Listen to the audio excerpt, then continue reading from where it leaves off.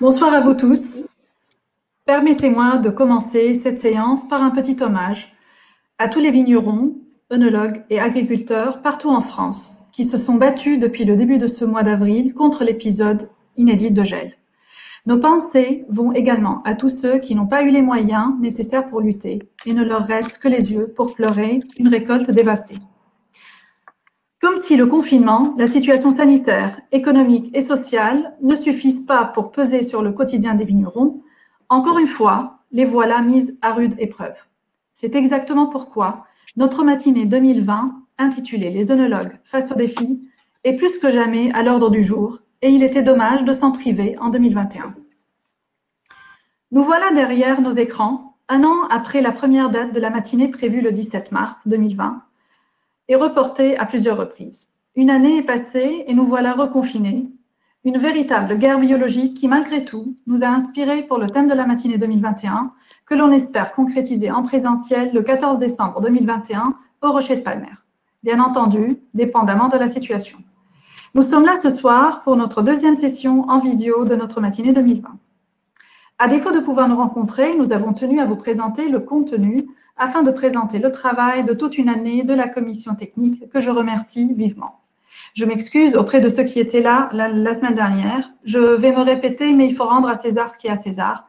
Cette matinée 2020 était censée être la dernière matinée coordonnée par Marilène Perrault, notre coordinatrice, et suivie par Béatrice Delattre, notre chargée d'affaires, avant leur départ à la retraite. En mon nom et au nom de l'Association des œnologues de Bordeaux, nous les remercions de tout cœur pour toutes ces années de fidélité passées auprès de nous. Nous avons le plaisir de vous présenter, à partir de maintenant, Anne Chauveau, notre nouvelle chargée d'animation et de communication, qui reprendra le flambeau de la communication au sein de notre asso. Je remercie également tous nos conférenciers avec nous ce soir, qui nous ont suivis malgré nos reports et nos annulations. Un grand merci aussi à nos partenaires qui nous font confiance à travers toutes ces années. Ils sont nombreux. Nous avons regroupé leur logo sur une diapositive que vous allez trouver au fur et à mesure des interventions. Pour 2020, ils ont accepté eux aussi de reporter leur soutien à la matinée 2021, en espérant que d'ici décembre, nous aurions la possibilité de nous retrouver, mais cette fois-ci en direct.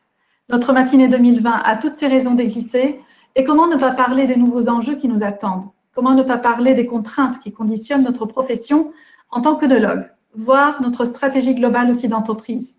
Les enjeux sont nombreux, environnementaux, sociétaux et sociaux. Depuis 50 ans, nous vivons une évolution spectaculaire du concept du développement durable.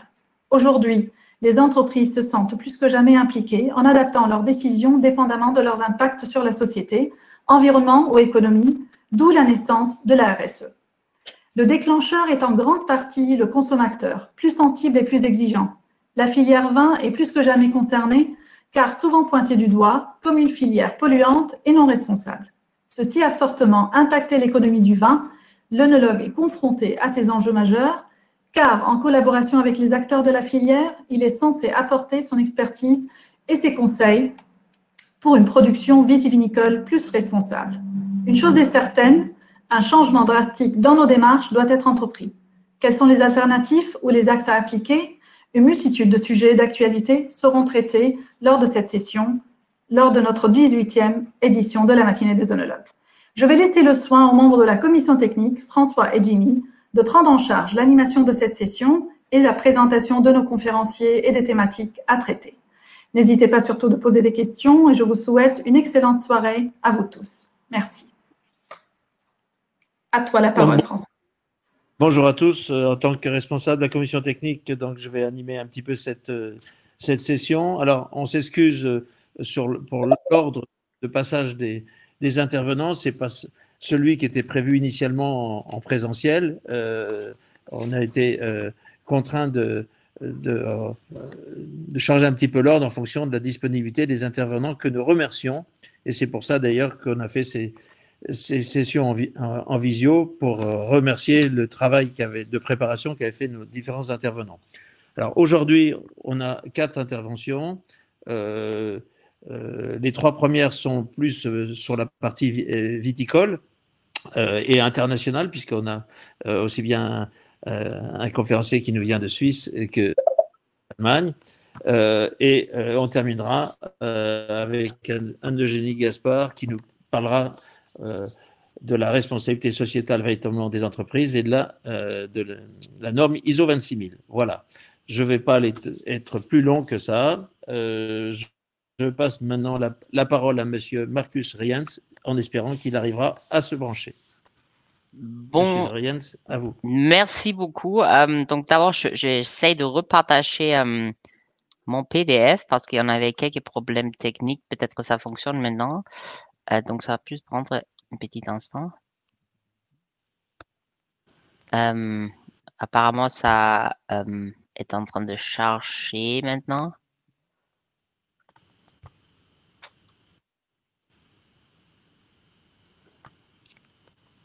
Donc maintenant,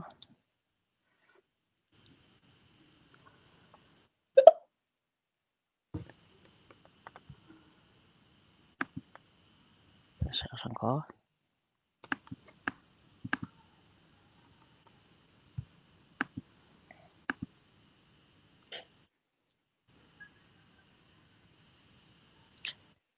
On n'a pas encore les meilleurs réseaux en Suisse apparemment.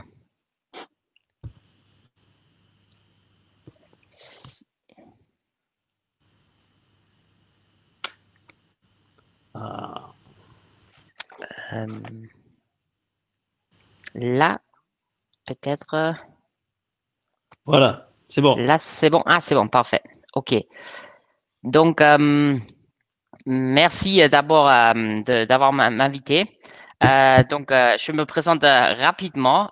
D'abord, c'est bien sûr un grand honneur en fait de présenter une étude qu'on a fait ici à Changea, à l'Haute École de Viticulture. D'ailleurs, je suis pas suisse, je suis allemand comme Georg aussi. Donc, il y a deux Allemands en fait. C'est un très grand plaisir. Désolé. Donc, pas de souci. Donc, moi, je suis professeur de viticulture ici à Changea. Et avant, j'ai fait ma thèse à Montpellier. Et aussi, à un moment donné, j'étais à la fac d'œnologie à Bordeaux pendant un semestre Erasmus, en fait. Donc, je connais un peu la région et j'y retourne souvent. Donc, d'autant plus un grand plaisir. Donc, aujourd'hui, je vais vous parler d'un essai, d'un petit projet qu'on a fait, qu'on est en train de continuer en fait. Et donc ça, c'est des résultats plutôt fondamentaux que je vais présenter aujourd'hui, mais je vais donner aussi un petit outlook pour qui sera peut-être plus important pour la pratique. Donc, d'abord pour placer, comment je peux passer les diapos? C'est ça la question maintenant. Okay. Je l'ai fait. Ok, parfait. Ah, je crois que ouais. Donc, je pense, on connaît tous la problématique, c'est que la vigne, c'est une des cultures qui utilise le plus de fongicides absolus, même si on a une surface assez peu importante en comparaison avec d'autres cultures. Donc ici, on voit sur cette graphique-là que la viticulture représente presque la moitié des pesticides qui sont appliqués dans l'Union européenne, alors qu'on est peut-être sur 3-4% de surface agricole totale. Je pense que tout le monde est en courant. Les problèmes principaux, c'est du mildiou, l'oïdium et le botrytis contre lequel on est obligé de traiter. Et diapo suivante. Si. Donc voilà, ici on voit un peu l'évolution de produits de fongicides et des bactéricides au niveau à l'échelle mondiale, et on voit que malgré beaucoup des agricultures qui passent en bio, on a quand même une augmentation constante de ces produits-là. Diapo suivant. Et c'est le cas dans tous les pays, et aussi la Suisse, la courbe est similaire pour la France. Donc, on est conscient qu'on a besoin des alternatives, parce que même en bio, on est obligé de traiter avec soufre et cuivre, qui est certainement pas optimal pour le sol et aussi pour l'applicateur. Donc, on est en train de mener quelques expérimentations pour trouver des solutions plus naturelles contre les maladies principales. Diapo suivante. Donc, un de notre piste avec lesquelles on a commencé, on a regardé surtout on s'est concentré sur les huiles essentielles. Et c'est vrai, les huiles essentielles, quand on regarde la littérature scientifique, il y a un très grand nombre de publications qui montrent qu'il y a un certain effet contre beaucoup de pathogènes. C'est aussi vrai pour les cultures, pour les plantes, mais aussi pour les êtres humains. Diapo suivante. Donc, on a fait un peu de la littérature. Donc, si on regarde, il y a beaucoup d'essais qui se sont faits avec sur de différents pathogènes, mais surtout en in vitro. Ici, c'est du botrytis in vitro et on voit à gauche, il y a plusieurs huiles essentielles qui montrent une certaine efficacité contre le botrytis, mais toujours sur des plaques pétries. Diapo suivante. Ici, c'est des auteurs qui ont essayé de tester l'effet des huiles essentielles, donc notamment l'oréganum, contre le botrytis, encore une fois in vitro. Et en fait, ils sont partis sur l'hypothèse, ils voulaient tester si c'est la phase volatile ou l'application directe en fait qui est efficace contre ces pathogènes. Et on voit sur ces deux graphiques à gauche que la phase volatile paraît très efficace. En fait, même ces études montrent déjà que c'est très probablement la phase volatile qui est la phase efficace contre le champignon. Après, faut dire aussi qu'on comprend pas encore très bien tous les mécanismes en fait qui sont impliqués dans l'efficacité des différentes huiles essentielles. Quelle est la partie directe sur le pathogène, mais est-ce qu'il y a aussi un effet sur la plante, dans notre cas, ça serait la vigne, une sorte de stimulation de le mécanisme de défense. Donc, c'est un peu cette paramètre, cette propriété qu'on voulait voir avec notre étude. Diapo suivante. Donc ici, et je pense que c'est aussi un peu connu, il y a beaucoup de vignerons et aussi des scientifiques qui ont testé différentes huiles essentielles. Ici, on voit différentes huiles essentielles, toujours en combinaison avec du cuivre et aussi la cuivre comme témoin. Ici, on voit la trait rouge. Vous voyez pas ma souris, non, je crois? Non.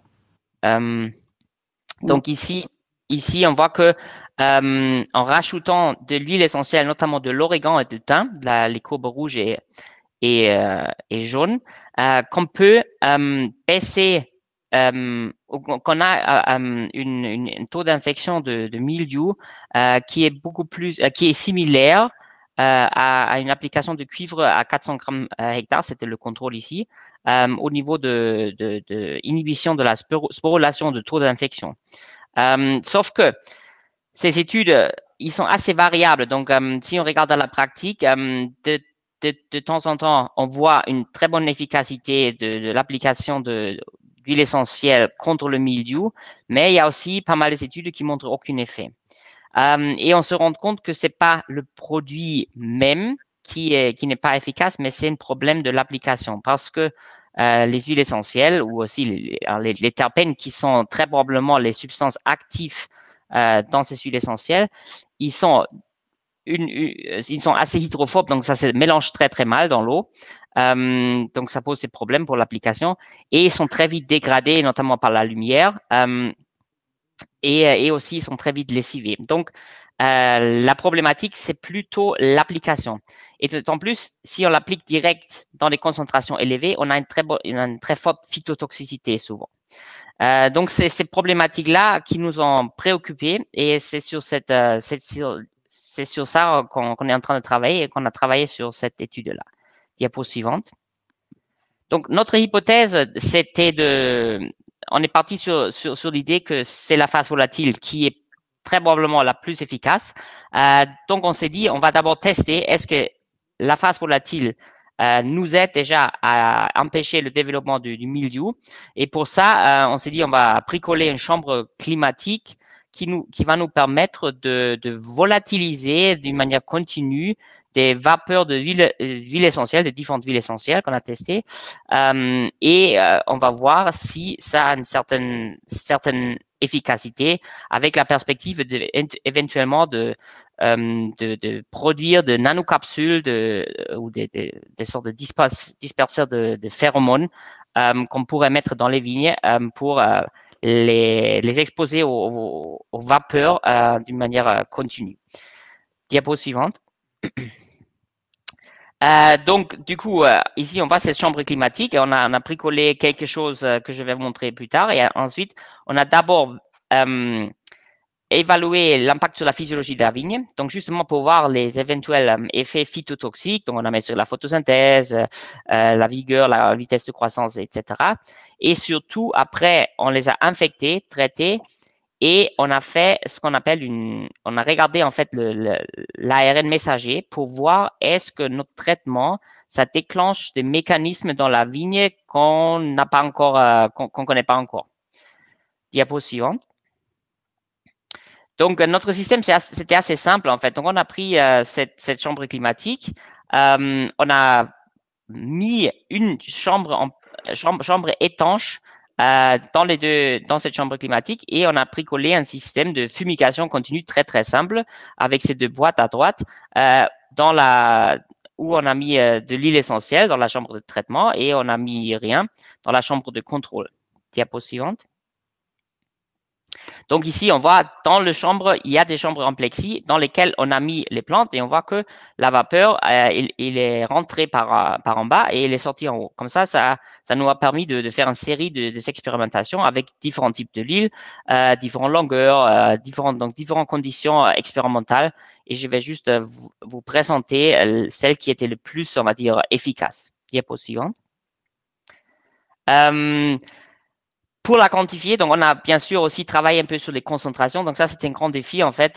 Donc finalement, on a arrivé à quantifier la dose qu'on a utilisée, qui variait de 1 à 10 grammes par litre de volume. Et ça, on a pu faire en mettant du charbon en fait dans les chambres pour capturer les terpènes ou les vapeurs d'huile qu'on a après extrait et analysé par chromatographie de gaz.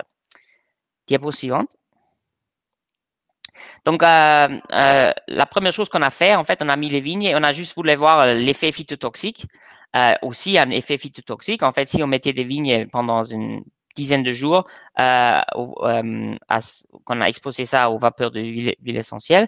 Et ce qu'on a vu, et les huiles principales qu'on a examinées, c'était du thym et de l'origan, parce que selon la littérature, c'est les deux qui sont le plus efficaces. Et on a vu qu'on n'a pas beaucoup changé la vitesse de croissance qu'on voit sur ces deux graphiques-là. Diapo suivante. Même chose, pas même chose pour le N-tester en fait. Donc l'N-tester, c'est une analyse de chlorophylle si vous voulez. Donc on a regardé le chlorophylle dans les feuilles pour avoir justement est-ce qu'il y a un effet phytotoxique. Et là, on voit que sous traitement avec thym, origan, on a une certaine baisse de chlorophylle. Ça, on a vu à l'œil, en fait, les feuilles traitées, les plantes traitées, les jeunes feuilles qui sont apparues, ils étaient un peu bruns, en fait. Et ça, on a vu cet effet-là, bien sûr, sur la photosynthèse aussi, qui était un peu plus faible si on a exposé les plantes aux vapeurs d'huile essentielle. Donc, si on faisait des traitements de 10 jours, on a bien vu qu'il y avait une certaine phytotoxicité. Mais c'était acceptable. Mais ça dépendait aussi beaucoup de la concentration et la longueur du traitement.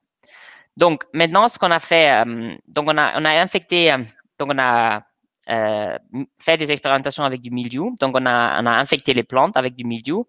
Et ensuite, on a attendu la période d'incubation qui durait à peu près 10 jours. Et après 10 jours, quand on a vu les premières taches de l'huile qu'on voit ici à gauche, diapo suivante, il y a un zoom, je crois. Donc, on voit ici les taches de l'huile. Et dès qu'on a vu ça dans la chambre non traitée avec de l'huile, mais infectée avec du mildiou, on a humidifié les vignes. C'est pour ça les feuilles, ils sont là, c'est les feuilles qu'on vient de sprayer avec de l'eau. C'est pour ça ils sont si tombants. Donc ça, on a fait pour justement déclencher la sporulation. Donc on a sprayé, humidifié les feuilles. Ah, ça va automatiquement là.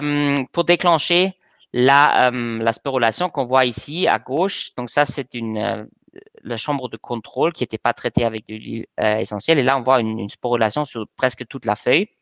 Et à droite, on voit des feuilles qui étaient traitées avec de l'huile essentielle où il n'y a presque pas de sporulation, donc pas de mildiou du tout. Diapo suivante. Donc ici, on voit en fait ce que je viens de dire en chiffres. Les barres bleues, c'est toujours les contrôles infectés avec du mildiou, mais non traités avec de l'origan ou du thym. Dans ce cas-là, c'est les deux. Et ce qu'on voit, si on a traité, donc pourquoi ça avance diapo précédent? C'est parce que on est presque à la fin du temps, donc c'est pour ça que je vous ai Ah mince, ok. Donc, je savais pas combien de temps j'ai à disposition en fait. J'ai encore combien de minutes en fait? Là, vous avez encore normalement 2 minutes, mais bon, je vais vous en accorder. Ok, si vous m'accordez 3 de plus, je vais donc aller très très vite en fait. Donc, ce qu'on a vu, donc désolé, ce qu'on a vu en fait, on a une très grande efficacité de vapeur d'huile d'origan et thym, et cette efficacité, c'est efficace quand on a fait un traitement de 10 jours, mais là on avait des effets phytotoxiques très importants, mais on a vu aussi qu'une fumigation de 24 heures, c'était déjà suffisant pour réduire le taux de infection d'une manière très très très importante. Et donc, diapo suivante. Et diapo suivante, comme on n'a pas le temps, en fait, je saute la partie encore génomique. Encore une. Ce qu'on a vu, c'est on a analysé les gènes après des vignes et quand on a regardé les gènes qui étaient déclenchés par le traitement dans les vignes, on a vu une nette réponse déjà après 24 heures de traitement des gènes qui sont en liaison avec l'autodéfense. Okay. Donc, on a vu beaucoup des hormones, mais aussi beaucoup de gènes qui sont responsables pour la synthèse de phénylpropanide, donc du silbène, qui étaient surexprimés quand on avait traité avec de l'huile d'origan. Donc, ça nous indique que il y avait une forte réponse auto-immunitaire de la plante, ce qui était très probablement à l'origine de cette efficacité de vapeur d'huile essentielle. Donc c'est ça en fait le point clé en fait que je voulais présenter. Donc diapo suivante. Donc ça c'est ce que je viens de dire. Donc on peut aller à la dernière diapo en fait pour faire la conclusion. Donc ça, on a fait les mêmes essais sur botrytis, mais c'est moins important, donc on peut encore aller plus loin. Et encore. Donc en fait, pour faire la synthèse, en fait, ce qu'on a vu finalement, c'est on peut déclencher cet système auto-immunitaire avec des substances volatiles. On ne sait pas, est-ce que c'est des terpènes, c'est la mélange des terpènes qui est responsable pour l'efficacité. Et c'est là où on travaille en ce moment. On a un projet suivant en fait qui essaie de mieux comprendre en fait quel est vraiment l'impact de ces produits-là, et surtout on est en train de travailler sur de différentes formulations. Donc comme vous voyez ici, on pense en fait de développer des nanocapsules avec de l'alginate ou du chitosan, des produits naturellement biodégradables pour en fait encapsuler les huiles essentielles. Après on pourrait le sprayer. Ça colle sur le feuille pendant un certain temps et ça émet de vapeur. Et comme ça, on espère de pouvoir réduire la pression maladie, notamment au mildiou. Donc, merci beaucoup et vraiment désolé pour le temps. J'étais pas conscient en fait que j'ai seulement 20 minutes et avec les problèmes technique, ça a duré un peu plus long. Donc, désolé. Mais je suis à votre disposition. Si vous avez des questions, n'hésitez pas à m'envoyer des emails ou autres. Donc, c'était très bref. Jimmy, est-ce qu'il y avait des questions, Jimmy? Alors, là, il y a une question là qui est de Laurence Gamard. Alors, moi, j'avais quand même aussi une question à poser. C'est est-ce qu'il y a déjà eu là, sur ce type donc d'huile essentielle des essais en plein champ? Oui. Et la question de Laurence, c'est quel est le coût de ce type de traitement, ou est-ce que vous avez une idée du coût que ça pourrait avoir par rapport à des traitements conventionnels? Donc, pour la première question, oui, on est en train de faire des expérimentations au champ. Mais là, donc l'année dernière, on avait testé des produits encapsulés, mais là, il faut dire que on n'a pas encore la formulation optimale. Si on travaille avec de l'huile essentielle non normale, on les mélange à l'eau et on traite. La problématique, c'est vraiment il faut avoir des concentrations qui sont assez importantes. Et là, on a un effet phytotoxique et un effet de lessivage. Donc, ça peut fonctionner, mais il faut que vous traitez vraiment très proche de l'infection. et il faut qu'il pleuve pas tout de suite après. Donc, c'est très contraignant. Donc, c'est pour ça, en fait, on travaille sur ce projet-là où on veut tester les différentes formes, voire des coplantations. Donc, ça serait l'optimal, mais j'ai des doutes si ça fonctionne. Mais on pourrait imaginer si on planterait de l'origan beaucoup dans les vignes, peut-être ça va avoir déjà un certain impact. Et pour le coût, je sais pas les chiffres précis, mais c'est sûr, le coût est pas négligeable. Donc, c'est pour ça, en travaillant peut-être avec des microcapsules, des nanocapsules, on arrivera à réduire la quantité qu'on a besoin d'une manière très importante. Et ça baisserait aussi le coût. Mais c'est sûr, un traitement comme ça va être un peu plus coûteux qu'un traitement normal. Mais je pense que ça vaut le coup si on est vraiment convaincu de bio, je pense qu'on est prêt il y a des vignerons qui seront prêts de payer un peu plus cher s'ils peuvent se passer de produits de synthèse ou réduire le cuivre aussi.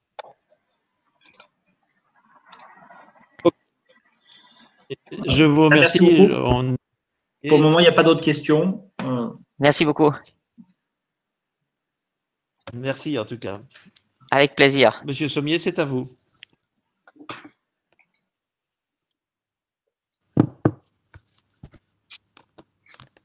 Voilà.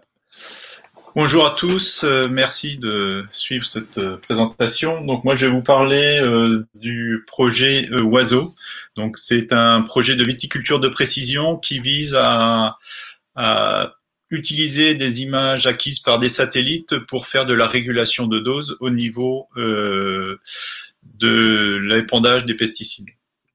Alors, il y a deux objets, donc c'est réduire l'utilisation donc des produits phyto et dans un deuxième temps, c'est de faire de la viticulture de précision pour la fertilisation. Je suis désolé, mon écran est un peu... je ne sais pas si vous le voyez bien.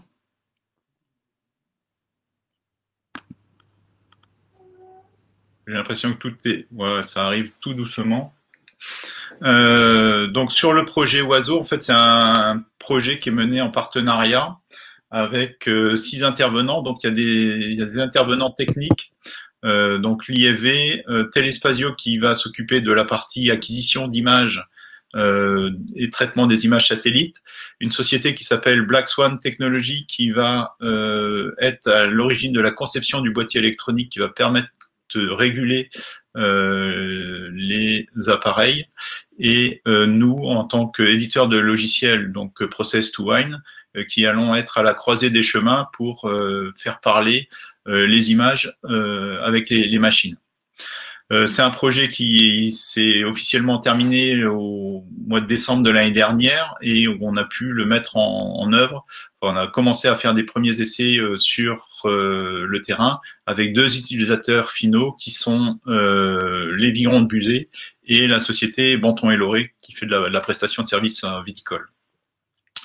Alors, comme chacun sait, une parcelle de vigne, c'est pas une entité qui est homogène. Il y a des différences qui peuvent apparaître. Donc ici, au niveau du développement de la végétation, on peut apercevoir des zones qui apparaissent plus foncées, qui correspondent à des zones où l'expression végétative est plus importante, donc ce que j'ai appelé une vigueur élevée, et à contrario, des zones qui apparaissent ici plus claires et qui sont des vigueurs qui sont plus faibles. Et donc le principe, c'est de dire, suivant la localité dans la parcelle, on ne va pas appliquer la même quantité de produits parce qu'on n'a pas la même surface de feuilles ou on n'a pas les mêmes besoins en termes de nutrition. Alors, l'avantage, donc on va travailler avec des images satellitaires. Donc ce sont des images qui sont prises par 2 satellites qui ont été envoyés par l'Europe dans le cadre du programme Copernicus, qui sont des satellites qui passent au-dessus de nos têtes tous les 10 jours et qui nous permettent d'avoir une surveillance de l'environnement et de la végétation.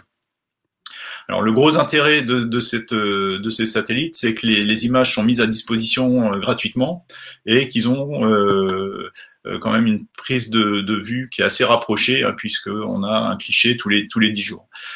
En contrepartie, on a quand même certaines limitations. Donc, c'est d'abord la résolution qui est seulement de 10 mètres. Donc, on va avoir des pixels de 10 mètres sur 10 mètres. Et puis, évidemment, si on a un couvert nuageux qui vient se placer entre le satellite et la parcelle de vigne, eh bien, on n'aura pas d'image qui sera exploitable. Alors, comment ça fonctionne? Quel est le principe du traitement de ces images? C'est que le spectre des rayons du soleil est réfléchi par le couvert végétal. Et on va avoir donc des capteurs multispectraux qui vont être positionnés soit sur un satellite, mais ça peut être sur d'autres équipements aériens, type avion ou drone, voire même sur de la proxy détection avec des équipements comme le Green Seeker. Et ces capteurs vont pouvoir récupérer des bandes de lumière qui sont soit dans le visible, donc ici la bande rouge qui va nous intéresser, ou dans le proche infrarouge, donc ici, qui est symbolisé avec la couleur rouge foncé, et ça va nous permettre de calculer donc cet indice de végétation qu'on appelle le NDVI, qui est un indice qui est communément utilisé, même si il y a d'autres indices qui sont dérivés de cet indice premier. Alors, pour une parcelle de culture, de grande culture, par exemple, si on a une parcelle de blé, on va avoir des rayons du soleil qui vont être réfléchis par la culture, et on va se retrouver à exploiter en fait des pixels, donc ce qu'on appelle des pixels en fait sur le terrain. Ça va se matérialiser par des carrés de 10 mètres par 10 mètres. Et chaque carré va recevoir une valeur qui va être en fait l'intégration de la quantité de végétation à l'intérieur de ce carré de 10 mètres par 10 mètres. Donc là, dans ce cas-là, le principal traitement que l'on va faire, c'est de supprimer tous les pixels qui sont à cheval sur la parcelle et sur le contour de la parcelle, parce qu'ils sont fortement impactés par l'absence de végétation. Donc on va se retrouver avec juste les parcelles, enfin juste les pixels qui sont inclus dans chaque pixel. Par contre, quand on regarde une parcelle de vigne en hauteur, vue de haut, une parcelle de vigne, c'est l'alternance de rangs de vigne et d'interrangs. Et ce qui fait que c'est beaucoup plus difficile à caractériser, puisque en fait chaque composante va avoir un rayonnement qui va être une réflectance qui va être différente, et chaque pixel va représenter l'intégration de chacune de ces composantes, et on va avoir donc quelque chose qui va être moyenné et qui va correspondre à l'ensemble qui représente donc le carré de 10 mètres par 10 mètres au sol. Donc c'est beaucoup plus compliqué sur une parcelle de vigne que sur une grande culture, d'utiliser ce type d'outil. De la même manière, on va caractériser, on va supprimer tous les pixels qui sont pas complètement inclus dans la parcelle, de manière à ne conserver que les pixels qui nous intéressent, et chacun des pixels donc va représenter cette part de vignoble et de sol qui va être compris entre les rangs de vignes. Alors vous avez ici, ça va arriver, donc sur la partie gauche, une image qui correspond à ce qui a été pris par le satellite. Donc on voit en fait une échelle de gris sur les parcelles qui correspondent à des zones blanches où on a une végétation qui est faible, et des zones noires avec une végétation qui est beaucoup plus importante. On effectue, et donc là pour le coup c'est la société Telespazio qui effectue le traitement de l'image, et on va se retrouver en fait avec les parcelles qui vont être délimitées en 3 types de zones. Donc les zones faibles, les zones de vigueur moyenne et les zones de vigueur importante. Alors qu'est-ce qu'on va faire avec ces zones? Mais ces zones, on va nous les récupérer dans notre logiciel. Donc l'idée, c'est que ça soit une solution qui soit complètement intégrée, c'est-à-dire qu'elle ne demande pas d'opération du viticulteur. Il va recevoir directement ces cartes dans notre logiciel de production Process to Wine, et ce logiciel de production va lui-même communiquer avec un boîtier électronique qui va piloter soit le pulvérisateur, soit l'épandeur.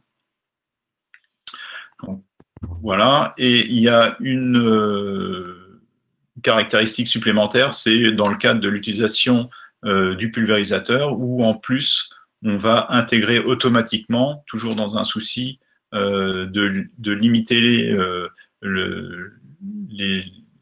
d'avoir recours à différents sites internet, on va récupérer aussi l'optidose, c'est-à-dire la quantité de produit qui doit être appliquée sur la parcelle. Alors, donc en fait, on va travailler sur deux aspects, donc l'aspect pulvérisation et l'aspect épandage.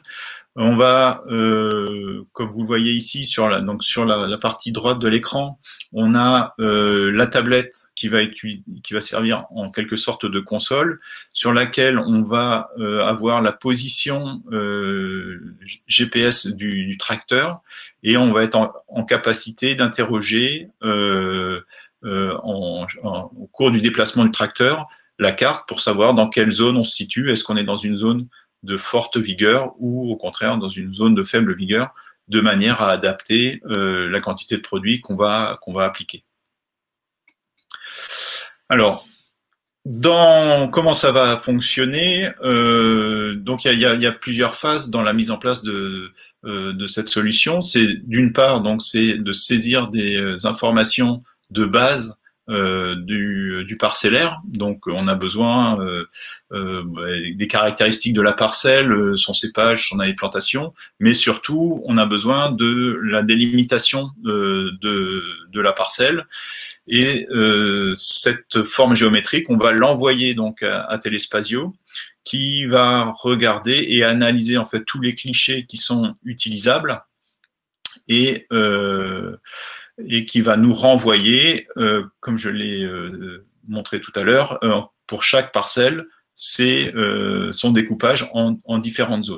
Donc ça, c'est quelque chose qui est fait en amont de la campagne et qui peut se faire même l'hiver. Une fois qu'on a fait ça, c'est la deuxième phase, donc on va se placer dans la préparation de l'intervention, donc du traitement en l'occurrence. Et à ce moment-là, on va récupérer la carte qui nous intéresse, la carte de zonage. On va effectuer, on va dire au logiciel quels sont les réglages qu'il faut faire pour le matériel, donc le pulvérisateur en l'occurrence, et éventuellement on va permettre de récupérer, donc comme je l'ai dit tout à l'heure, la quantité de produits qu'on va mettre à l'hectare grâce à la plateforme mise à disposition par l'IFV et par l'outil qui s'appelle Optidose. Donc là, on va agir à deux niveaux. C'est-à-dire, le premier niveau, c'est la quantité de bouillie que l'on va amener à l'hectare. Et le deuxième niveau, c'est la quantité de produit qu'on va mettre dans la cuve du pulvérisateur lors de la préparation. Donc, une fois qu'on a fait ça, il ne nous reste plus qu'à planifier le travail. Donc, le travail, on va dire sur quelle journée on souhaite le faire et quel matériel on va utiliser. Une fois qu'on a fait ça, on va pouvoir utiliser en fait la tablette comme une console. Donc le chauffeur de tracteur va pouvoir bénéficier en fait d'un écran dans lequel il va pouvoir visualiser où il est et visualiser son parcellaire avec ses différentes zones et ses différentes parcelles à travailler. Donc là, il est en mode de travail. Donc on a sur la gauche donc la tablette, donc qui va nous servir comme console avec affiché dessus les principales consignes qui sont utiles pour le viticulteur ou le tractoriste. Donc notamment ici pour la partie épandage, la quantité de produits qu'il doit épandre à l'hectare. La tablette va communiquer en Wi-Fi avec un premier boîtier, en fait, qui est un boîtier de communication qui est situé dans la cabine du tracteur. Et ce boîtier de communication va lui-même envoyer ces informations au boîtier de régulation qui, lui, est branché sur l'appareil.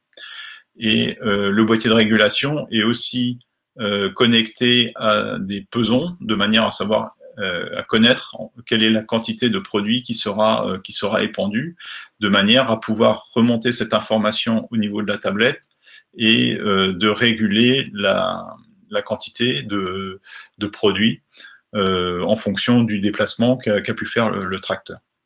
Monsieur Sommier, il vous reste 3 minutes. Ouais, je vais les utiliser. Voilà. Donc ça, c'était pour la partie épandeur. Sur la partie pulvérisation, on est exactement sur le même schéma. Donc on a la console, le parcellaire sur lequel on doit travailler. On envoie le débit de consigne sur le boîtier de communication qui le transmet au boîtier de régulation. On a équipé, donc là vous avez sur la photo le pulvérisateur qui nous a servi de test avec, vous allez voir, le petit boîtier qui est à l'arrière.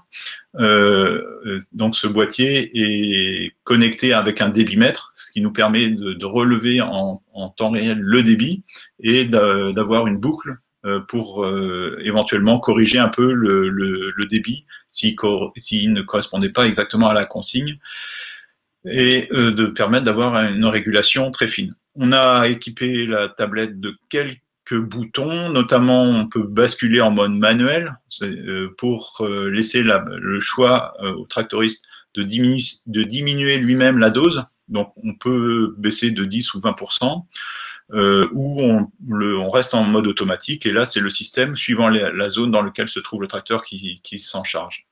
On a aussi comme objectif de mettre en place les coupeurs de tronçons de manière à soulager la conduite de l'engin pendant les phases de traitement.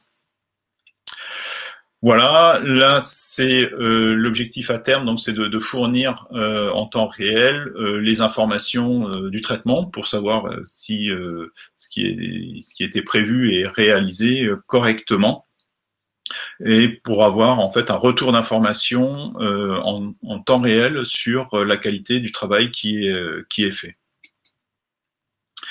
Alors ce projet, il y a des évolutions qui sont en cours, enfin, qui sont prévues.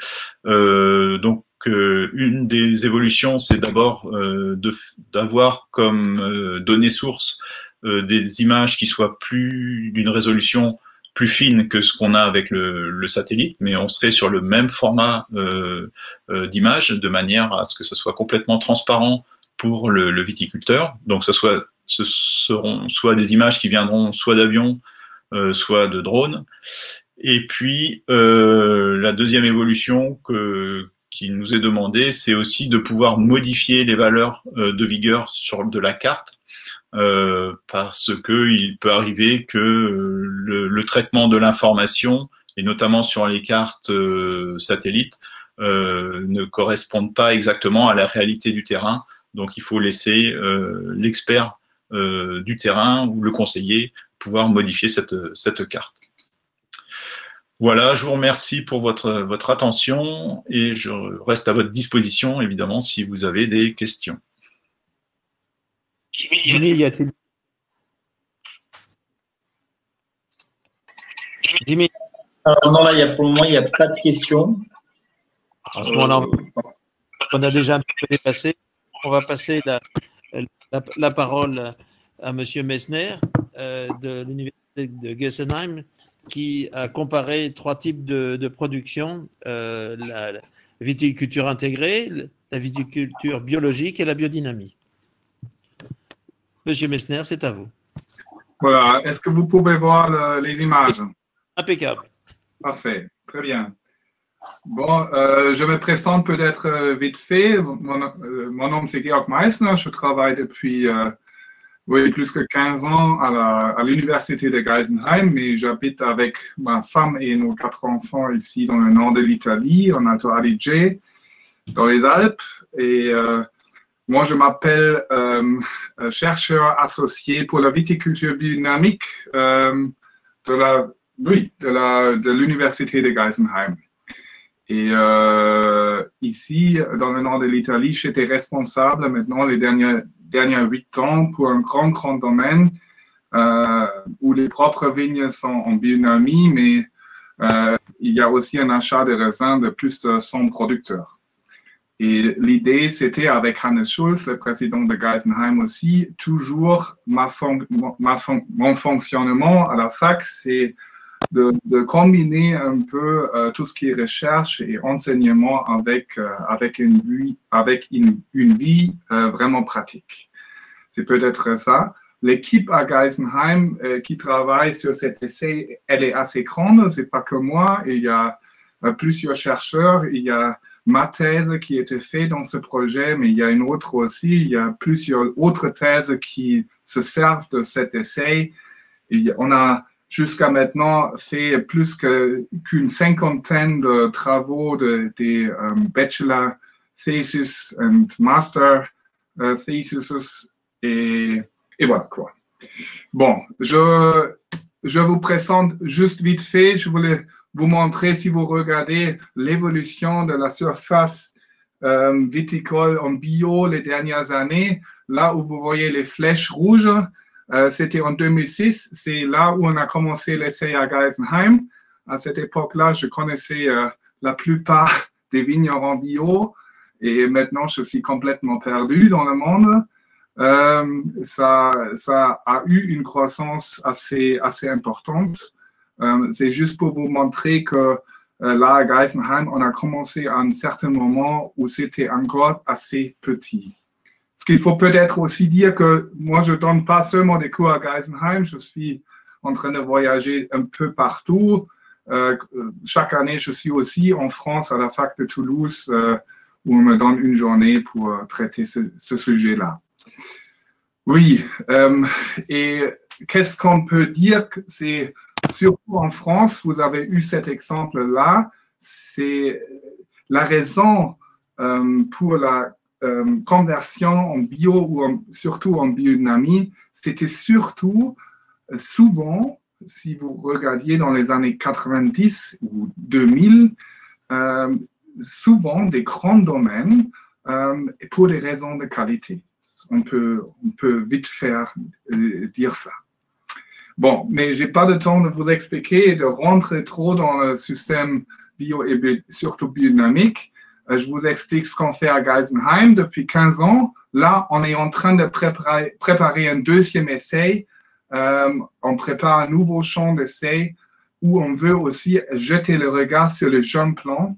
On va avoir une coopération avec un pépiniériste en France pour produire même les plants conventionnels bio et biodynamiques pour avoir après une idée plus long terme. Mais ça, cette image-là, c'est l'essai de Geisenheim. Vous voyez, c'est une comparaison des 3 systèmes intégrés bio et biodynamiques, mais vous avez au milieu de cette image-là aussi des parcelles où on fait des essais sur les différents temps d'application, surtout des préparations biodynamiques. Je n'aurai pas beaucoup de temps. Ça veut dire que je ne vais pas présenter trop les résultats biodynamiques, surtout les résultats de la comparaison des 3 systèmes. Ça, c'est ce qu'on fait dans la vigne. Ce qui peut être important, c'est que qu'il y a un cercle d'experts qui se retrouvent plus ou moins chaque année de la viticulture intégrée, bio et biodynamique, et qui a des idées que c'est la viticulture intégrée. Et là, bon, bien sûr, il y a des grandes différences plutôt grandes entre intégré, mais il y a aussi, comme vous voyez, on utilise quand même un enherbement en hiver et permanent aussi en viticulture intégrée. Ça veut dire que ce n'est pas un désherbage total comme on voit souvent. Ce qui est important, la seule différence, si vous voyez des différences maintenant dans les résultats entre bio et biodynamique, la seule différence entre bio et biodynamique dans notre essai, c'est l'application des préparations biodynamiques. Là, vous voyez un peu l'image. À gauche, c'est plutôt la vigne en bio avec un enherbement mixte et à droite, plutôt en intégré avec plutôt des herbes. Bon, je vais passer assez vite par les résultats. J'ai décidé plutôt pour vous montrer, comme je disais, il y avait une cinquantaine d'étudiants qui ont déjà fait leurs travaux là-dedans pour vous donner une image qu'on fait pas mal de choses là-dedans. Là, c'est un exemple pour les analyses du sol. Ça veut dire on fait des analyses du sol, on fait des analyses de la croissance végétative, croissance générative. On fait pas mal d'analyses avec le vin. On fait aussi des analyses qualitatives comme les cristallisations sensibles, etc. Ça veut dire on essaie vraiment de regarder dans tous les sens dans cet essai-là. Là, c'est une publication qui était faite en 2018. Sur la composition des différentes bactéries et champignons dans les sols. Et vous voyez, il y a une grande différence, surtout chez les champignons en bio et biodynamique comparé à l'intégré. Je passe vite fait aux aspects végétatifs. Vous voyez maintenant une quinzaine d'années. Ce qui est important, si vous regardiez maintenant les résultats de 2006, déjà en première année, on avait cet effet des trois systèmes. Vous voyez très bien qu'en première année, la partie intégrée, qui est ici en bleu, avait un poids de taille beaucoup plus important par rapport à la bio et la biodynamie. Et si vous regardiez cette flèche-là, bien sûr, il y a statistiquement, il y a des grandes différences entre intégré et bio et biodynamique, mais vous voyez toujours que, j'appelle ça, il y a un petit plus, donc souvent dans nos résultats, qu'il y a une grande différence entre intégré et les deux systèmes bio, mais il y a aussi toujours un petit plus entre biodynamique et intégré et bio, excusez-moi. Vous voyez on peut dire c'est un cépage Riesling. Pour le cépage Riesling, c'est plutôt dans les 30 décitonnes qu'on se retrouve. Ça veut dire c'est un vignoble qui est dans une bonne vigueur. Surtout dans les années 2010-2012, vous voyez, là, ça pousse là-bas, ça pousse pas mal. Ce qui est peut-être important, c'est ça, c'est un résultat de 2014, que même, vous voyez ici le résultat de LAI, ça veut dire de la mesure de l'air des feuilles, autour de la floraison, et vous voyez, avec ces exemples rouges-là, même après le rognage, il y a toujours beaucoup plus de croissance en conventionnel et vous avez même des résultats significatifs entre intégré et biodynamique surtout, et la bio est entre les deux. Ça veut dire que ça pousse même après rognage, à chaque fois. On fait 2 rognages chaque année. Ça pousse beaucoup plus en conventionnel et un peu plus en bio par rapport à la biodynamie. Ça veut dire ça freine un peu plus au niveau des entrecœurs, etc. Dans la partie biodynamique. Ce qu'on essaye aussi qu'on va mettre aussi des méthodes qualitatives dans le contexte par rapport aux méthodes quantitatives. Et là, pour vous montrer, ça c'est un résultat de 2008, où on a pris un sarment de chaque répétition qui était représentatif selon les mesures quantitatives qu'on avait fait. Et vous voyez très bien qu'il y a au niveau de la croissance intégrée beaucoup plus fort par rapport à la biodynamie. Mais si on regarde un peu plus proche, et ce qui me semble important maintenant pour vous, qu'au niveau feuilles d'entrecœur, vous avez par exemple le double en intégré par rapport à la biodynamie. Ou si vous regardiez le nombre d'internodes, la longueur des internodes, vous avez 9 cm en intégré par rapport à 7 à la biodynamie. Mais les feuilles au sarment principal, c'est plus ou moins la même. Vous avez 25, 26, 26. Ça veut dire qu'il n'y a pas moins de feuilles principales. Il y a surtout la croissance dans les entrecœurs qui est beaucoup plus important. Et ça, on peut le voir aussi avec cette méthode qualitative. Vous avez intégré, vous avez même des entrecœurs. Vous voyez au milieu, le cercle au milieu, c'est le sarment principal. Et tout ce qui va à gauche, c'est des entrecœurs. Et il y a une baisse assez importante de l'intégré vers la biodynamie. Ça, c'est notre résultat de 2019 où on a fait encore une fois la même chose et vous voyez un peu la même image. J'aime toujours bien de faire ces images-là. Là, je vais sauter ça. C'est des résultats pour vous montrer plutôt qu'au niveau de l'azote assimilable au sol, mais aussi dans les baies, il n'y a pas moins en bio et biodynamique, il y a même plus les dernières années, aussi tout ce qui est azote assimilable pour le vin après. Ça veut dire ça, c'est plutôt intéressant et ça peut nous poser des questions. Est-ce que c'est l'azote qui est derrière? C'est pas le cas.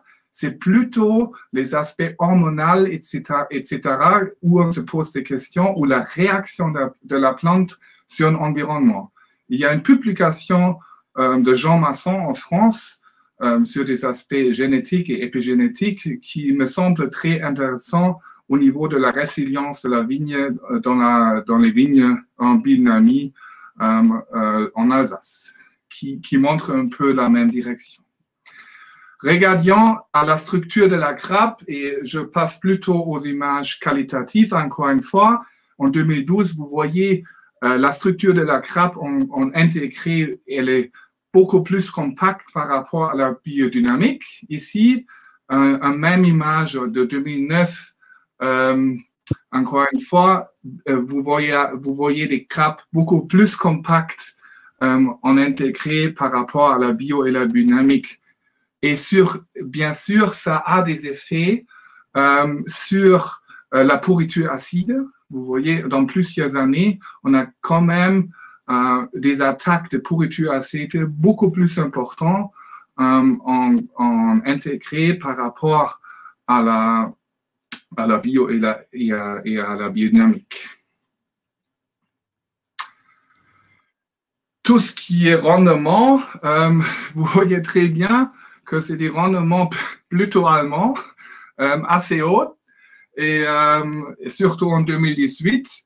Et ce qui me semble important maintenant, c'était que si vous voyez les premières années, vous avez toujours l'intégré où il y a beaucoup plus de rendement, mais si on regarde surtout les derniers 3 ans, ou 3-4 ans, où on avait vraiment une sécheresse assez importante, aussi chez nous en Allemagne, l'image change un peu, que la bio et la biodynamie surtout semble d'être capable de pouvoir mieux régler la situation de sécheresse que la bio et l'intégré. Bon, c'est des hypothèses, mais là aussi, encore une fois, cette publication qui a été faite en France nous montre aussi, encore une fois, cet aspect de résilience.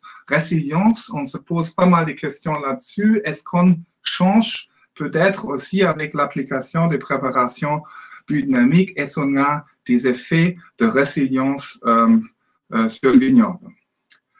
Pour vous montrer aussi qu'on fait ça aussi, des méthodes qualitatives, on essaie de les intégrer dès le début et c'est très, très intéressant parce que c'est une collaboration avec l'Université de Bonn et de Kassel, avec Fritz, et on a même fait, il y a la 3e publication qui est en train de se faire maintenant.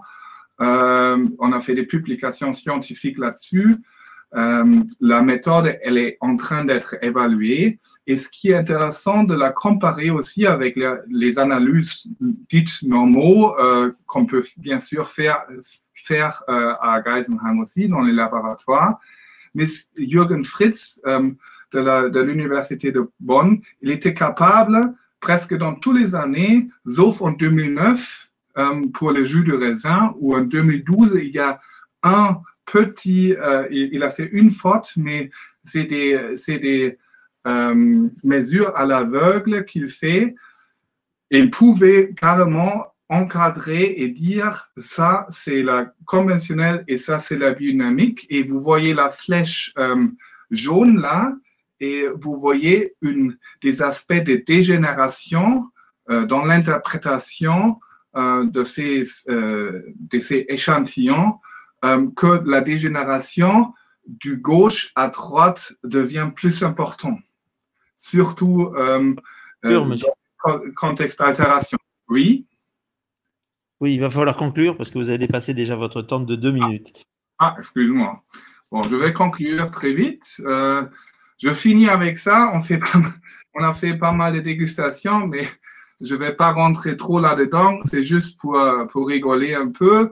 Là, j'en ai fait une fois en 3 jours. D'abord, une dégustation avec des Riesling de l'essai avec les étudiants de Geisenheim. C'est le graphique en haut.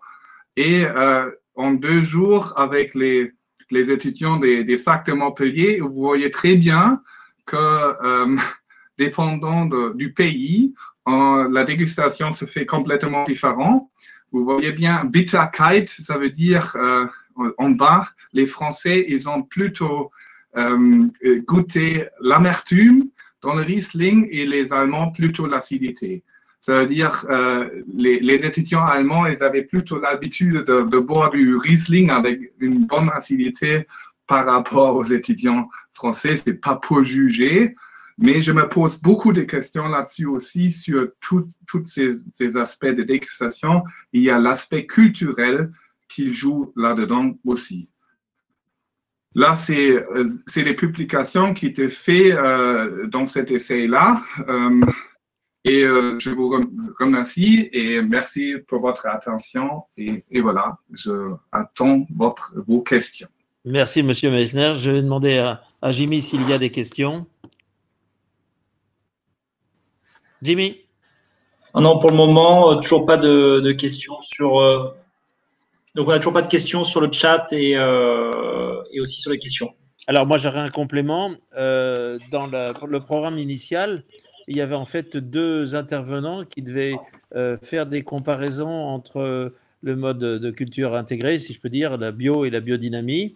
Et il y avait notamment un intervenant qui a été cité tout à l'heure, c'est la société Banton-Loret et Benjamin Banton, qui n'a pas pu malheureusement participer à ces 3 conférences en visio, nous avait présenté, si je peux dire, une étude économique sur les 3 sites.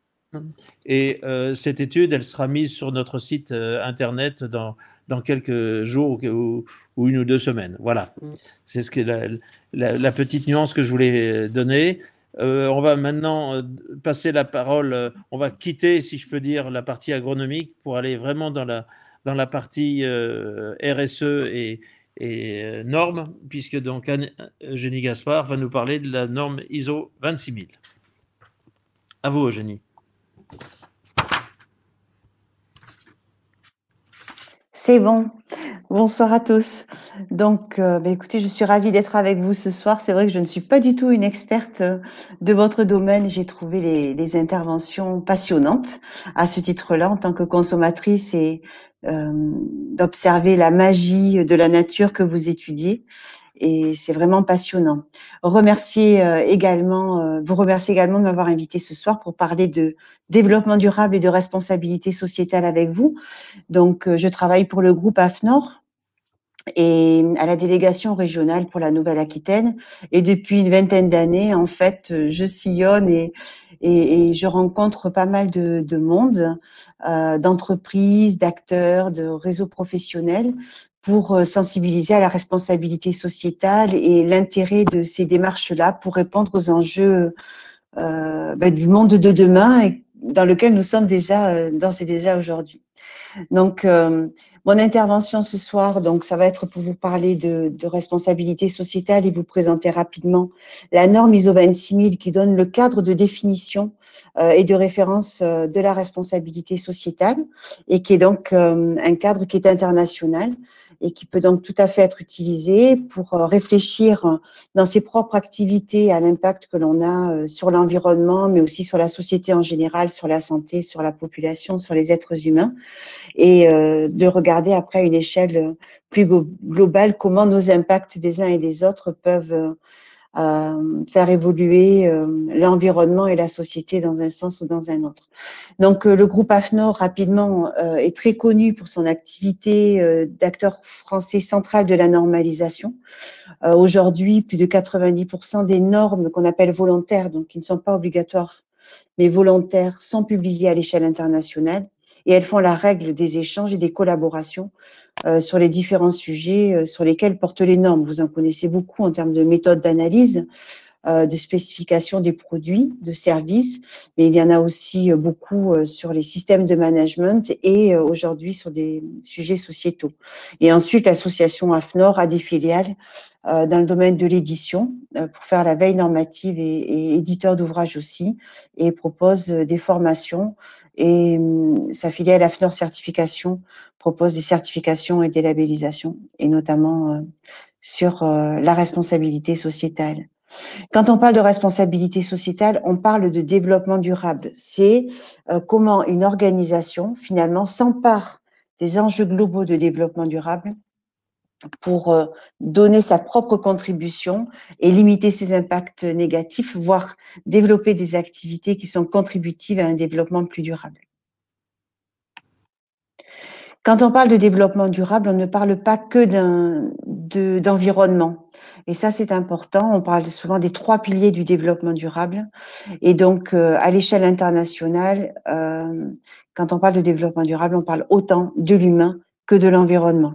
Donc, il y a un indice international qui est porté par l'ONU, qui est l'indice de développement humain, qui montre, donc ici, les pays qui sont en vert foncé sont des pays qui ont un indice de développement humain, donc des conditions de vie humaine qui sont satisfaisantes, et tous les autres pays qui ne sont pas dans ce vert foncé-là, et notamment les pays africains en zone orangée, sont très loin de conditions de vie, accès à la santé, accès aux soins, accès à l'alimentation, accès au logement, accès à l'éducation, qui sont insuffisants. Au niveau environnemental, on a un indice qui est celui de l'empreinte écologique. Vous pouvez mesurer votre propre empreinte écologique en allant sur le site qui est en haut à gauche, en haut à droite, pardon, sur votre écran. Cette empreinte écologique mesure la pression que l'être humain a sur l'environnement et montre bien qu'aujourd'hui, la planète, pour 7 milliards d'habitants, bientôt 8, n'est pas en capacité de répondre à la pression que nous avons sur elle en termes de consommation de ressources naturelles et de capacité de la planète à absorber nos déchets. En 2019, on parlait du jour du déplacement au 29, du jour du dépassement, pardon, au 29 juillet. C'était là que l'empreinte écologique, en fait, était la plus forte. À partir du 29 juillet, la planète n'était plus en capacité d'absorber nos déchets et de produire les ressources naturelles dont nous avions besoin pour vivre dans les conditions dans lesquelles nous vivons, avec les disparités que l'on peut trouver à l'échelle internationale. Avec la crise Covid, depuis le début de l'année dernière, en fait, cette empreinte écologique est passée du 29 juillet au 22 août. Donc, avec une limitation de l'activité humaine, on a gagné 1 mois d'empreinte écologique. Pour la France, il faut que vous sachiez que notre mode de vie et de consommation font que l'empreinte écologique de la France, le jour du dépassement, est la première semaine du mois de mai. Donc, il faut trouver des solutions pour améliorer ces conditions de vie pour les humains à l'échelle internationale, parce que le monde économique est aussi globalisé. Et donc, ce que l'on fait, nous, ici, a des impacts, des répercussions aussi ailleurs. Et pour limiter la pression que nous avons sur la planète pour qu'elle puisse nous supporter, qu'on puisse continuer à vivre sur elle. Ce schéma que je vous présente croise en abscisse l'empreinte écologique rapportée à une planète et en ordonnée l'indice de développement humain. Et en fait, il faudrait que nous soyons dans la zone jaune si nous souhaitons aller vers un développement durable avec des bonnes conditions de vie et une pression sur la planète qui soit durable. Et en fait, si aujourd'hui on regarde l'empreinte écologique et l'indice de développement humain des pays, il n'y a pas de pays qui soit dans cette zone-là. Donc, quand on parle de développement durable et de responsabilité sociétale, nous devons aller vers un développement et une société qui n'est pas celle qui n'existe pas aujourd'hui. Donc, c'est quelque chose qui est très porteur de créativité quand on s'engage dans une démarche de responsabilité sociétale pour le développement durable. Vous dire qu'à l'échelle internationale, quand on parle de développement durable, la référence, ce sont les 17 objectifs de développement durable qui ont été adoptés par 193 pays en 2015. D'accord? Et donc, ces 17 objectifs de développement durable que l'on appelle ODD sont présentés ici. Et donc, il y en a qui vont concerner votre activité, notamment l'objectif 15, vie terrestre. Mais les autres aussi, parce qu'il y a la question de l'eau qui est importante et essentielle. La norme ISO 26000, en fait, comme je vous l'ai dit, va définir la responsabilité sociétale. Et la responsabilité sociétale, c'est répondre aux enjeux de développement durable. Je m'excuse, normalement, il y a une animation sur cette diapo en PowerPoint qui n'apparaît pas ici en format PDF. Donc, en fait, on parle de responsabilité sociétale des organisations RSO et de RSE plus spécifiquement pour les entreprises. Mais ça concerne toute organisation, même une organisation qui n'a pas de salariés, mais qui a une activité qui donc contribue à la société et a des impacts sur la société. L'ISO 26000 donne des lignes directrices. C'est une norme ISO, mais elle ne donne pas d'exigence et elle ne peut pas donner lieu à une certification. Il y a des labels qui ont été développés pour pouvoir prouver qu'on prend en compte la norme ISO 26000, qu'on engage des démarches qui produisent des résultats et qui peuvent être tout à fait consultés et transparents, mais ce n'est pas une certification de conformité comme nous avons l'habitude de voir. Elle donne, l'ISO 26000, des lignes directrices et dit que une démarche de responsabilité sociétale doit s'appuyer sur 2 piliers, répondre à 7 questions centrales qui sont présentées ici et prendre en compte les besoins et attentes des parties prenantes de l'organisation. Et ça, avec le même niveau d'importance, c'est-à-dire dialoguer, savoir quelles sont les parties prenantes avec lesquelles nous sommes en relation, les parties prenantes internes, les salariés, externes, les fournisseurs, les clients, mais également tout l'écosystème avec lequel nous travaillons. Donc, ça peut être les pouvoirs publics, la collectivité, les citoyens, les consommateurs, les médias qui ont un pouvoir d'influence qui est assez fort. D'accord?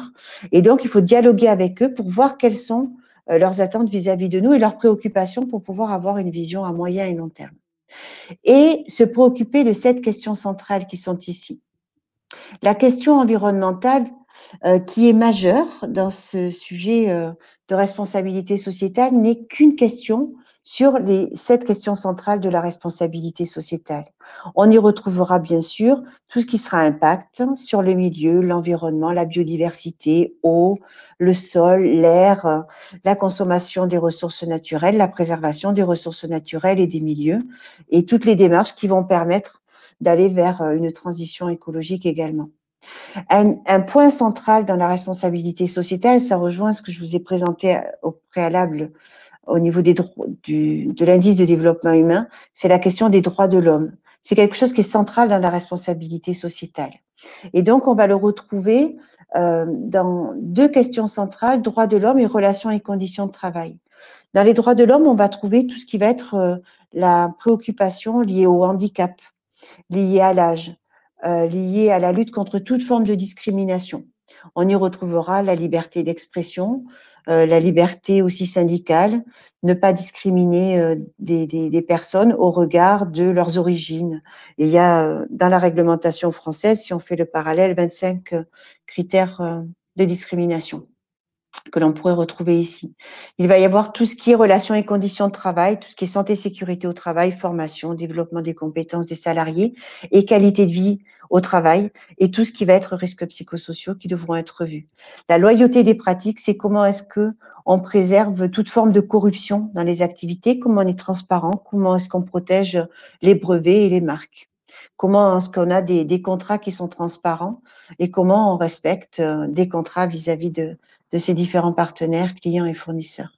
Il y a la question relative aux consommateurs qui est centrale, qui sont aussi des citoyens qui ont des attentes fortes vis-à-vis des organisations. Vous le savez bien, vous, dans vos activités, vous avez des riverains aussi. Et donc, il y a une attente forte de transformation et d'information sur ces questions de responsabilité sociétale et comment les produits et les services des entreprises, des organisations sont respectueuses de leur santé, de l'environnement et de la santé en général. Il va y avoir après la question de communauté et développement local. Comment est-ce qu'on est une organisation qui est ancrée sur son territoire, qui sait qu'elle contribue au développement du territoire. Et alors là, vous, c'est au cœur de vos activités aussi. Voilà, vous êtes vraiment des acteurs du développement du territoire, de la culture.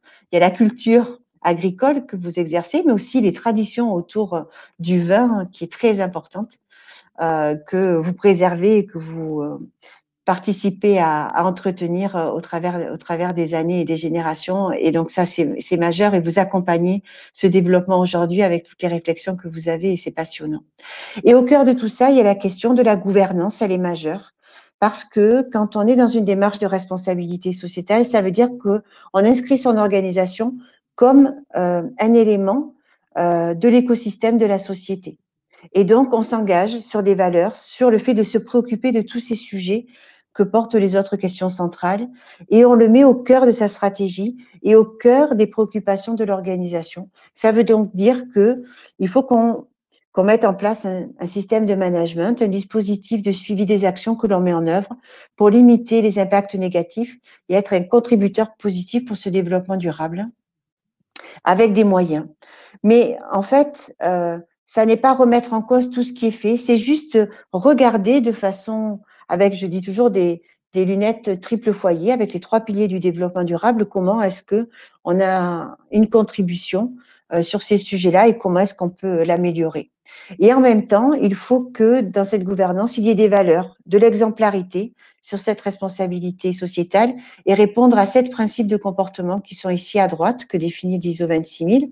Redevabilité, s'engager à rendre compte de ce que l'on fait, des pratiques que l'on a, des résultats que l'on obtient et des impacts aussi négatifs que l'on peut avoir, mais toujours dans une démarche de transparence, comme c'est marqué en dessous, dans une démarche de transparence pour toujours progresser et puis prendre en compte les remarques des parties prenantes que l'on peut avoir. Avoir un comportement éthique, c'est respecter aussi les engagements que l'on prend et ne pas aller contre l'intérêt de ces parties prenantes avec la reconnaissance des parties prenantes qui sont notées en deçà. Le respect du principe de l'égalité, respecter la loi, ça paraît évident, mais en tout cas, c'est marqué là, c'est un principe fondamental de la démarche. Prise en compte des normes internationales de comportement, ça va concerner tout ce qui va être droit humain, droit au travail, droit de l'homme, droit de l'enfant, droit des femmes, enfin voilà, tout ce qui va être lié aux droits humains de façon générale. Et à la fin, respect des droits de l'homme, c'est quelque chose qui est aussi rappelé ici. Vous voyez, c'est vraiment une question fondamentale de la responsabilité sociétale. Donc, en fait, c'est engager toutes les activités sur ces sujets-là. Il vous reste 2 minutes. C'est bon. Et donc, comment s'engage une démarche de responsabilité sociétale? On ne révolutionne pas tout, on regarde ces pratiques, on les questionne au travers des questions centrales que je vous ai présentées précédemment, des valeurs, des attentes des parties prenantes et à partir de là, on déploie des actions dans une démarche d'amélioration et ensuite on communique et on rend compte de ce que l'on fait. Et pour communiquer et rendre compte de ce que l'on fait, il y a, c'est sur le schéma ici, des labels qui existent et aussi on peut s'appuyer sur ce qu'on appelle les rapports de responsabilité sociétale et qui sont aujourd'hui de plus en plus intégrés aux rapports d'activité économique avec des données extra-financières des entreprises et quelle que soit la taille des entreprises notamment. Partie de Nouvelle-Aquitaine, mais déployée au niveau national, on a mené un programme qui s'appelle 3D depuis 2000, ça fait plus de 10 ans, depuis 12 ans, voilà, qui ont accompagné pas mal de coopératives viticoles et de châteaux sur ces démarches de responsabilité sociétale. Et il y a notamment un label qui s'est développé qui s'appelle Vignerons engagés aujourd'hui, qui est spécifique au vignoble, et un autre coopérative sur responsable qui est porté par la coopération au niveau national. Et sinon, le groupe AFNOR, avec sa filiale AFNOR Certification, a un label qui s'appelle Engagé RSE, qui permet donc de valider qu'une entreprise est bien engagée sur cette démarche de responsabilité sociétale. Et là, c'est juste résonance. Pour ceux qui sont en Nouvelle-Aquitaine, il y a un réseau des acteurs de la RSE et des organisations engagées qui existent et voilà, qui est très dynamique pour notre région. Voilà. Alors, Anne-Eugénie, je crois qu'il y a quelques questions que Jimmy va te proposer. Oui, d'accord. Oui. Alors, juste avant de poser les questions, je veux juste signaler aux participants et aux intervenants qu'il y a des sondages en ligne. Donc, je vous invite à rapidement, quand vous avez une petite minute, aller sur l'onglet sondage et y répondre. Alors, en ce qui concerne les questions, d'abord, question de Laurence. Avez-vous quelques données concernant la filière viticole à ce jour sur son engagement RSE en France? Ah, alors, j'ai pas de données. Par contre, moi, dans ce que je vis, c'est vraiment, il y a eu des initiatives qui étaient parties en Nouvelle-Aquitaine, donc c'est 2008. Mais non, en fait, c'était après, ça s'est déployé au niveau national.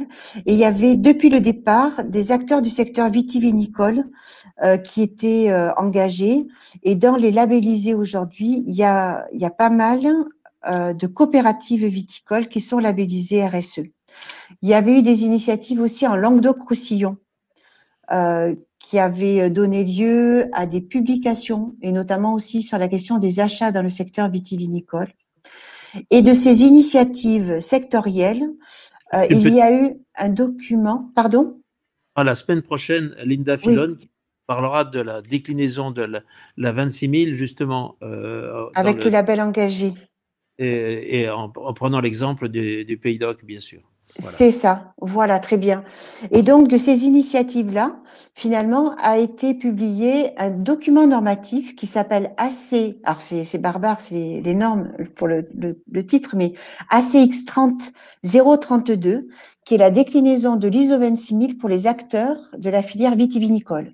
C'est-à-dire que toutes les questions centrales que je vous ai présentées très rapidement, elles sont déclinées de façon très opérationnel dans ce document-là pour mettre en place votre démarche de façon très pragmatique.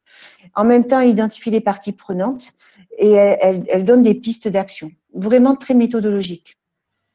Et alors, au niveau… Oui, pardon. Dans les Filon la semaine prochaine, et dans les acteurs engagés, on a eu l'exposé de Denis Barrault avec la cave de Rosemont.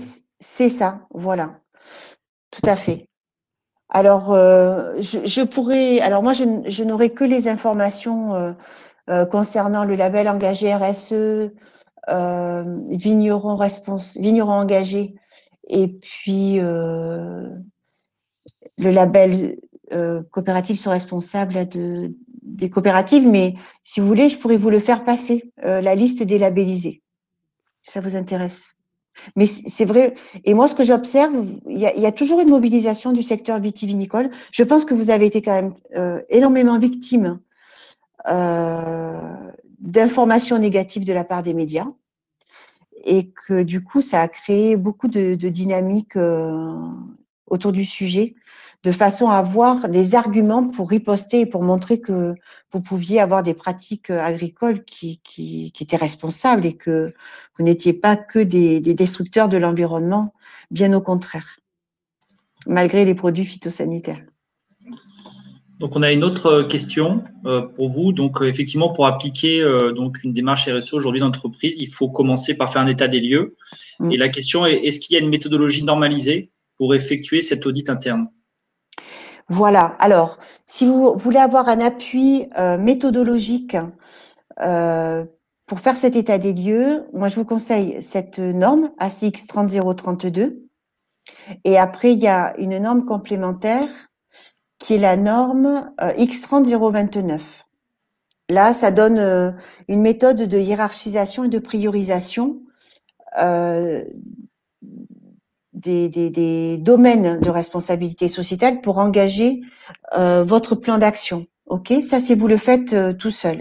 Après, je vais vous parler du 3D, du programme 3D, qui a un diagnostic qui est proposé et qui permet de faire cet état des lieux, mais là, c'est pas en autonomie. Il y a des experts 3D et notamment, il y en a pas mal dans le secteur vitivinicole, qui peuvent venir et vous accompagner dans la réalisation de ce diagnostic initial, de ce diagnostic 360 degrés RSE vitivinicole. Voilà. Parce que là, il y a du travail en réseau et donc il y a pas mal d'experts dans le secteur d'activité. Alors, autre question, c'est auriez-vous également des données sur la méthodologie de la matrice de matérialité? Alors voilà, c'est ça. Et donc, ce document ACX 30029 ou même le diagnostic 3D peuvent vous permettre de construire votre matrice de matérialité. Voilà. De hiérarchisation et de priorisation des domaines au regard de votre activité et de vos parties prenantes. Merci Anne-Eugénie. De toute façon, je pense qu'on va reprendre le sujet dès la première conférence de la semaine prochaine, puisque Linda Filon va nous expliquer un petit peu justement l'application au domaine vitivinicole de cette norme. C'est ça. Et rentrer dans le ça. sujet, si je peux dire, tout à fait. Hier. Voilà, c'est ça. Il y a des outils c'est très opérationnel. Voilà, je pense qu'on est arrivé au terme de notre réunion d'aujourd'hui. Je tiens à remercier déjà tous les intervenants et tous ceux qui ont suivi jusqu'au bout. On a encore 34 à cette heure. Je vous rappelle que la semaine prochaine, on continuera donc sur la 26 000. On abordera avec Monsieur Massot les résidus et des produits phytosanitaires et la façon avec des auxiliaires de les diminuer dans les vins. Avec M. Souchard, on parlera de l'incidence des cépages et des pratiques œnologiques. Et on terminera avec une conférence d'Adelph sur l'embouteillage. Sur l'emballage, pardon, excusez-moi. C'est important. Ouais. Voilà. Moi, juste avant de terminer, je vous fais juste une part des premiers résultats là, des sondages qu'on avait posés. La première question qu'on avait posée, c'était quel type de mode de conduite pour vos exploitations? Et alors, le conventionnel sort à 50%, le bio à 25%, biodynamie 13%, et il y a 13% pour autres pour le moment. Voilà, pour le petit clin d'œil. Et sur deuxième question qu'on a posée, seriez-vous prêt à vous engager dans une démarche ISO 26000? Et alors, le oui est à 57%, non à 14% et ne se prononce pas à 29%. Voilà, pour information sur… voilà, Est-ce que je peux juste rajouter un facteur de succès des démarches, c'est qu'en parallèle des démarches dans les exploitations et dans les organisations, c'est d'avoir des animations qui soient collectives pour partager l'apprentissage collectif sur les thématiques, les bonnes pratiques et les expérimentations. Le collectif a beaucoup de vertus. Voilà, bon, mais écoutez, encore une fois, merci à tous d'avoir écouté les conférenciers. On espère vous retrouver tous et très nombreux la semaine prochaine, donc pour la dernière conférence relative à cette matinée des œnologues un peu fantômes. Voilà. À très bientôt et merci. Bonne soirée, merci beaucoup. Merci à tous et bonne soirée.